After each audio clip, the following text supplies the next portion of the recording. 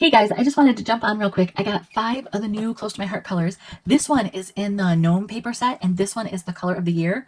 So Jade, Journey, Pumpkin, Royal, and Rosy are just 5 of them, but all of these are available along with all the other new colors. You can check those out on your maker's website, but I wanted to kind of show you what I do when I get a new color in.